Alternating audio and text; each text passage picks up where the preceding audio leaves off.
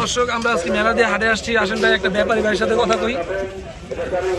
আসসালামু আলাইকুম ভাই। কি অবস্থা ভাই?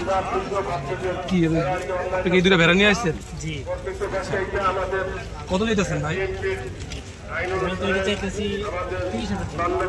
জোড়া 1,30,000 না শুধু 30? আচ্ছা ভাই।